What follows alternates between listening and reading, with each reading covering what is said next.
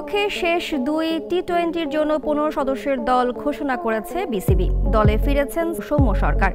প্রথম 3 টি-20-র স্কোয়াড থেকে বাদ পড়েছেন পারভেজ ইমন আর বিশ্রাম দেওয়া হয়েছে শরীফুল ইসলামকে। এর আগে জাতীয় দলে সুযোগ পাওয়া ক্যারিয়ারে দ্বিতীয় অভিষেক হবে বলে মনে করেন সাব্বির রহমান।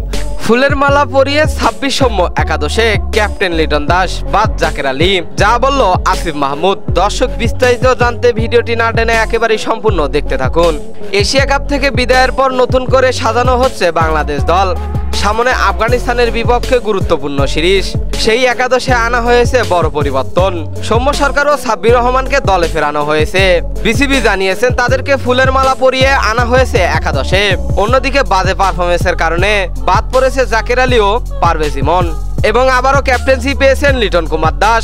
চোটের কারণে বাদ পড়া লিটন দাস আবারও ফিরে এসেছেন একাদশে। অধিনায়কত্ব নিয়ে তিনি জানান, সৌম্য সরকার আর সাব্বির রহমান অভিজ্ঞ খেলোয়াড়। তারা মিডল অর্ডারে এলে আমাদের দল অনেক স্বস্তিতে থাকবে।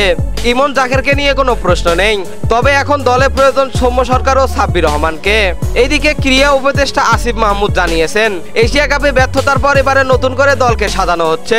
সৌম্য সরকার ও সাব্বির রহমান এনসিএলে দুর্দান্ত খেলেছে, তাই তাদেরকে পুরস্কৃত করা হয়েছে জাতীয় দলে সুযোগ দিয়ে। আশা করছি তারা সুযোগ কাজে লাগাতে পারবে। তো দর্শক, সৌম্য সরকার আর সাব্বির রহমান আফগানিস্তানের বিপক্ষে সিরিজে প্রত্যাশা পূরণ করতে পারবে, নাকি আবারও সমালোচনার মুখে পড়তে হবে টিম ম্যানেজমেন্টকে? কি মনে হয় আপনাদের? জানিয়ে দেবেন এই বিষয়ে আপনাদের গুরুত্বপূর্ণ মতামত আমাদের ভিডিওর কমেন্ট বক্সে। এতক্ষণ আমাদের সঙ্গে থাকার জন্য অসংখ্য ধন্যবাদ।